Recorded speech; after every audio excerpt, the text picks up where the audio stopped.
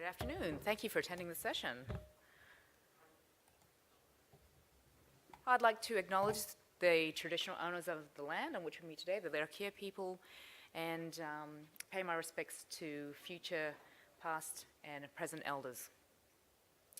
So I'm Hwee Sin. Look, I didn't even check this worked.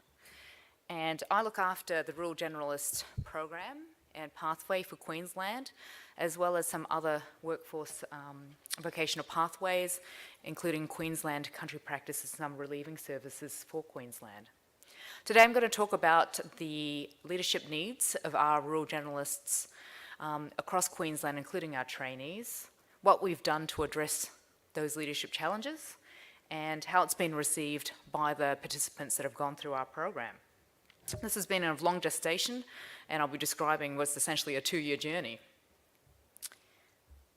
So when we think about the call to lead, rural generalists are trained to be able to answer this call in a range of clinical emergencies. So they provide clinical leadership in clinical emergencies, and they've got the right knowledge, the right training, and the skills to do this in a capable and effective way. But the question is, when the call to lead is not purely of a clinical nature, or when it's not as straightforward and unexpected, are our rural generalists prepared, and do they have the necessary knowledge, the training, and the skills to be able to cope with these leadership challenges so they can lead their communities, their teams, and their health services? So examples of that are times of natural disaster, when you have drought and flooding. How do you lead through a situation when you've got chronic staff shortages or you're underfunded to provide the services that you're currently providing? How do you advocate to get the resources that you need? And how do you start or continue a service in a complex health system? And lastly, how does a rural generalist navigate through the bureaucratic health systems that we have to try to address the health inequalities and injustices that you end up encountering in the context of your work? So that we see that in times of need, communities will turn to the doctors who they trust in and respect to help guide them and lead them through these difficult situations. So then the question for our rural generalist pathway and program was, how do we support our trainees to be able to get them to develop the skills that they need to be able to cope with these situations and provide that leadership to their teams, the communities, and their service?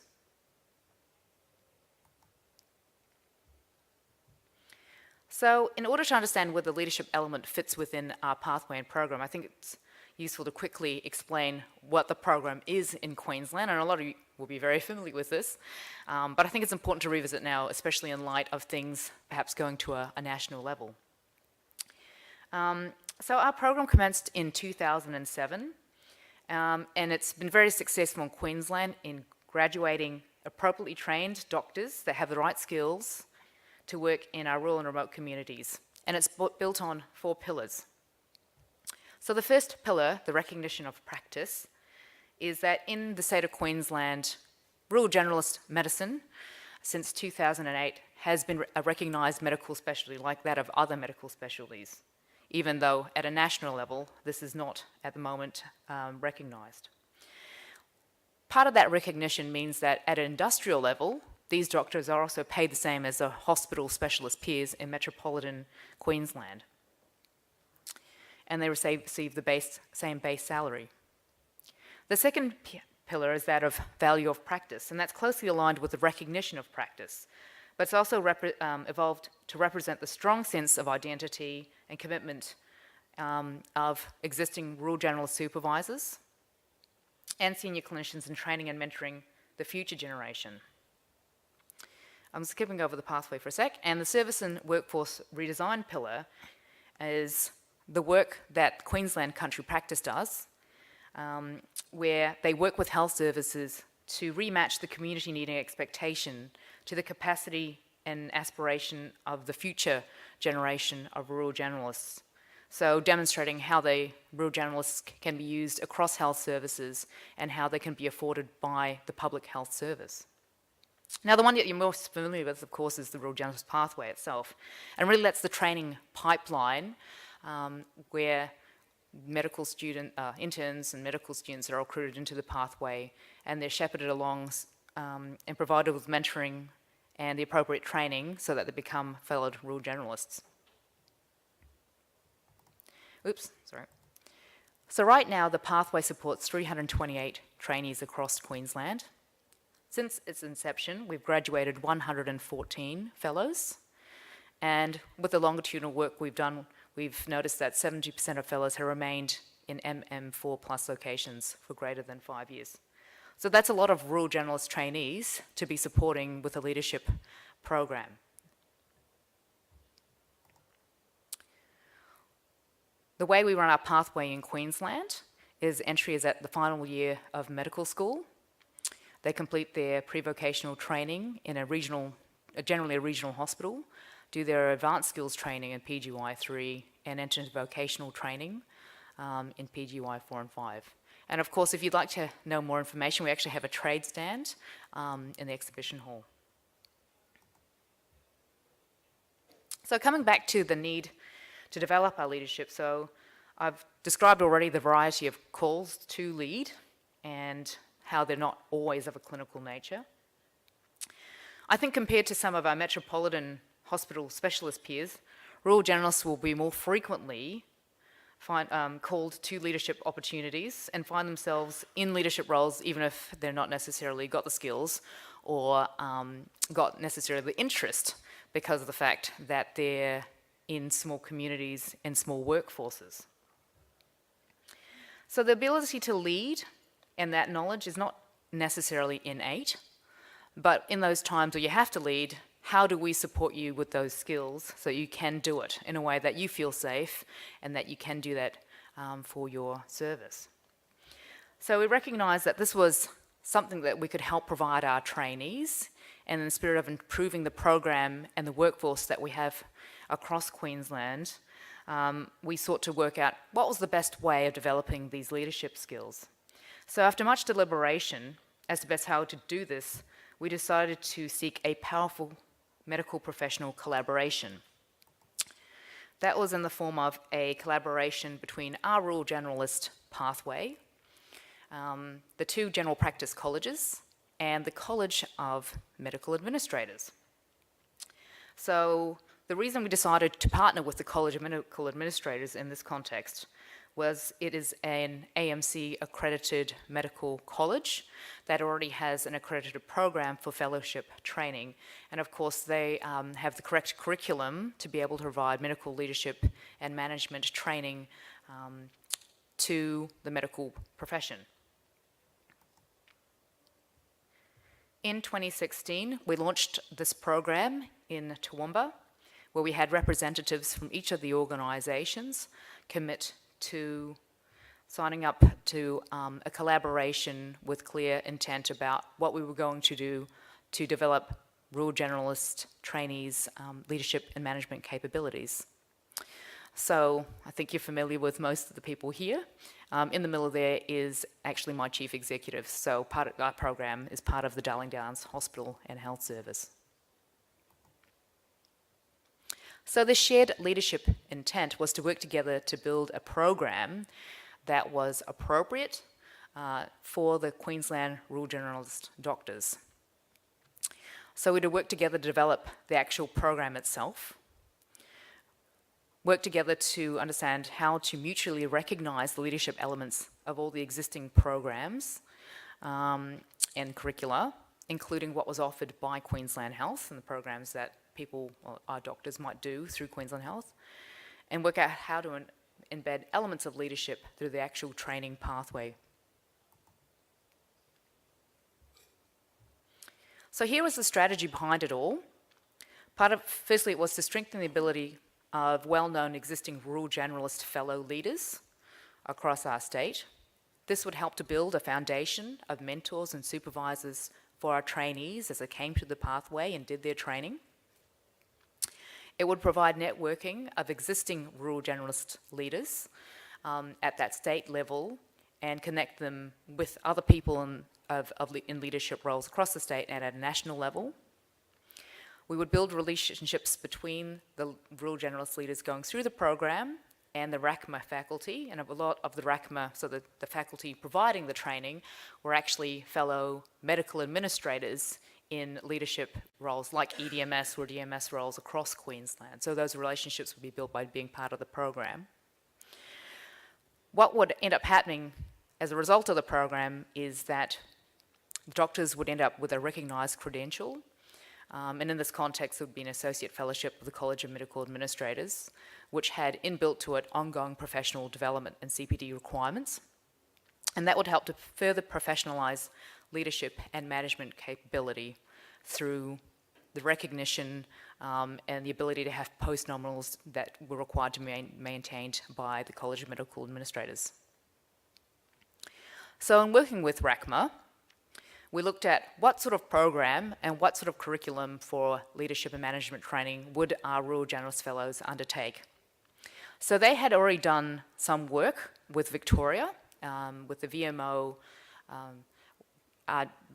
general practice workforce in Victoria, and based on the Clinicians for Leadership program, which is a one-year program that they had, and tweaking that to what we needed here in Queensland and learnings from other GPs they'd worked with in Victoria, we came up with a syllabus. The study themes of this syllabus were these 5 elements here: understanding the Australian and Queensland healthcare system, understanding their personal style as a leader and manager, clinical governance, workforce management and engaging the medical workforce, and strategy, change and financial governance. The training program itself was consistent of 3 modules with those 5 elements. There were 3 face-to-face workshops held throughout the year. The fellows that were accepted in the program were required to do a personality test, or Myers-Briggs. There were case studies, webinars and assessments, as well as online quizzes in order to complete the 1-year associate fellowship training. So the way that we selected participants was that for the first cohort, we tried to find established rural generalist Queensland leaders, of which we found 24. These had to be supported by the health service because, of course, they needed to be released from their employer to come and do the face-to-face workshops. Also had to comply with RACMA's application processes, so you had to have at least 3 years of clinical experience before you could be accepted in other criteria that they had. So in 2017, we had 24 rural generalist leaders go through the program, and this year we had 18 rural generalists. So what we did was, aside from helping to develop the program and provide some administrative support, we also helped to co-sponsor some of the successful applicants. What I'd like to talk about now is demographics of Cohort 1 and how they found the program. All the participants we've had, so the 24 had specialist qualifications, so either a FACRM or a FRAC GP and FAR GP. Most of them were aged between 30 and 40, working in rural and remote environments, majority working across primary care and hospital, so to the full scope of rural generalism, and most of them already had management responsibilities. When we looked at how the program was evaluated, 100% of people said it met or exceeded the expectations that they had. Everyone felt that it enhanced their knowledge and provided skills and knowledge that could be utilised in the roles that they were working in. And there were lots of requests for ongoing support for a number of areas, such as finance, business case, conflict management. When we look at the surveys of the particular modules, so there's pre and post surveys for each of the 3 different modules, we found that the areas that the rural generalists most benefited from, so the material of which they learnt the most about, was firstly budget planning and financial management. Next was capital work, so infrastructure funding across Queensland and how the processes for that work. The principles of governance, so the health system itself and how it's organised in Queensland Health.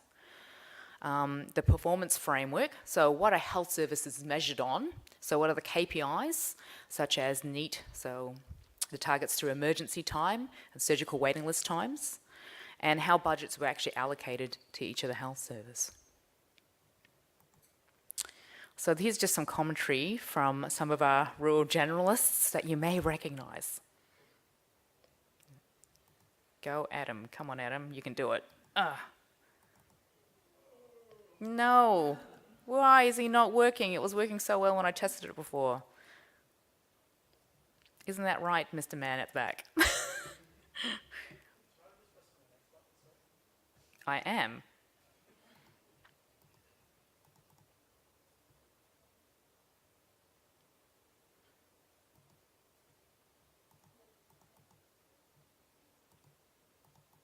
And just so you know, I was here half an hour early just to make sure this worked, and now it's not. So it's... It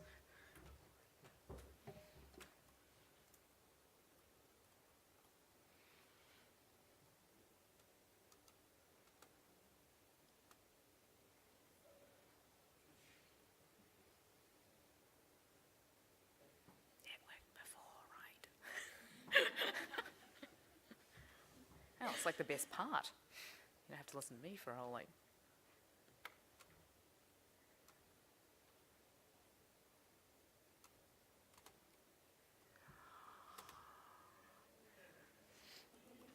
That's what happens when you push the wrong button at the beginning.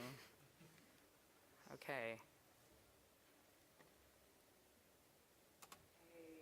I've really enjoyed having the opportunity to do this course. It showed me a lot about the intricacies of medical administration. I've got a lot of insight into budget financing, planning, service planning provision, as well as how to interpret a budget, understand my Mori report, and in the future, I hope that it'll make me a much better medical administrator. I found the workshops to be very valuable and can now go back to Gundawindi, and when I assume leadership roles, have a bit more confidence in managing staff. I've really appreciated some aspects of the workshop in terms of governance and finance and strategic planning, which also carry forward into other areas of my life. I've really enjoyed this course. I found it just absolutely fascinating, and I really wish that I've done it a few years ago. I found the content of the course really helpful in my work on the board for my hospital and health service district. I can understand the budgeting and the management processes so much more now that I've done this course. I've also found that it's really helpful just at a hospital level. As a doctor managing budgets and managing staff, I've found that the course has really helped out a lot. Now, the areas which were least benefit doing the program was in regards to closing the gap, the history of international medical graduates in Australia, the education, training and support needs of Australian medical graduates and IMGs in rural practice, principles of medical education, including adult learning theory, and the barriers to rural medical practice and how to ameliorate these. And the ones I have a little star beside them as well, because remember this was the surveys just of Cohort 1. I haven't got the data yet from Cohort 2, but it's very interesting to see that the ones with the stars were the same areas that Cohort 2 also found of least benefit, and the areas of most benefit, which was listed before, Cohort 2 exactly agreed with, although Cohort 2 was comprised of less experienced rural generalists. So I'll be doing some work as well to recognise whether or not that is just specific to rural generalists in the context of medicine that we participate in, or does that apply to the broader medical community, including hospital specialists. So this resulted in an AFRACMA, so that's the Associate Fellowship of the College of Medical Administrators conferment ceremony in February earlier this year. There are some people you may recognise on the slide. So everyone in the middle were the people being conferred with the qualification, and we had members from the wider medical administration fellowship team. So we've got some fellows here in Queensland.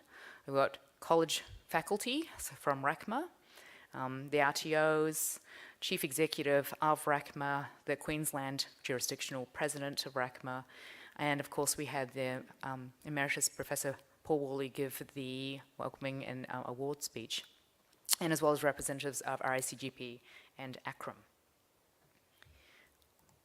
Here's just the photo we have of the participants in this 2018 program. So they've just now finished all their face-to-face modules and then the process of completing their assessments online.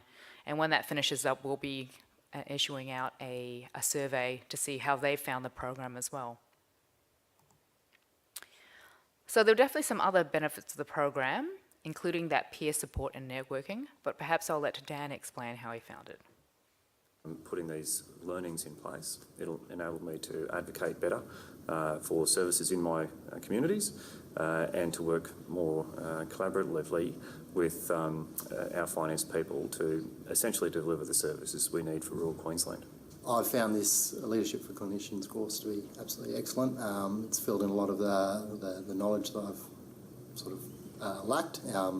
It also provided me some really good knowledge and learning in strategy, administration and finance and all those things that it's really hard to obtain through your normal practice. So I hope it will go on to help me take it back to my community and improve the services that I can back there. So now that we have 32 of these rural generalists with this qualification, how do we continue to support these people, noting that, of course, now that they've got this qualification, there's a CPD program that they're required to participate in if they would like to maintain that qualification and the ability to use those postnominals. We've explored, I've issued surveys and talked to a number of people that have finished the program about how best to support them. And part of it is that it has to be something that's now embedded into other professional meetings. So whether or not that's opportunities to support at, say, RDAQ or other meetings that we have collectively for our rural journalists across the state. And it can't be something that's always just provided by the Queensland program itself. We're working on how to involve the rural journalists that have this associate fellowship to support our trainees now. And at the moment, the focus is shifting to understanding what the key elements are about what rural generalists need to know, when is it appropriate to teach that, and how do we embed that then into the Queensland Rural Generalist pathway itself for our trainees. And that might be looking at programs that are currently offered by Queensland Health and directing some of our more interested or capable trainees to do those programs and having a recognition process. I'm working with the colleges still to understand what those elements of leadership are and whether or not they're interested in embedding some of that into their core curriculum. I mean, and there might be an opportunity for focus groups later on to appreciate what those elements are. But I think the preliminary survey findings demonstrate it's a lot to do with the broader system and the finances and those key management skills. And appreciating now that there's focus on having a national rural generalist pathway, what does that mean for our program and these leadership elements at a national level? So I think when we talk about leadership, what is our role in supporting its development? And Sam has a few comments just to finish up. It's amazing, the collaboration that we've had by meeting other people doing similar jobs across rural Queensland, and the conversations that we've had around the table and at the dinner table and at the bar in the evening have been fantastic. The quality of the speakers and mentors has been exceptional. I've been really impressed by the structure, the format, and the support that I now feel for me to be able to do my job better. And also that means that I'll be able to hopefully, understand and develop services for the people of the Torres Strait in a way that I wouldn't have been able to prior to this course. So for that simple reason, I'm really grateful, and many thanks. I hope it continues for many years. And we, of course, want this to continue. RACMA is going to continue offering the Clinicians Leadership Program, and we will look to perhaps sponsor not as many going through the program, but it's something that I think we all need to be involved with, is how do we develop our existing rural generalist fellows, not just in Queensland, across the country, and what are the elements of leadership, knowing that it's going to be critical for the success of our rural generalists that we need to embed into the actual training before they become fellows. Thank you very much for your attention.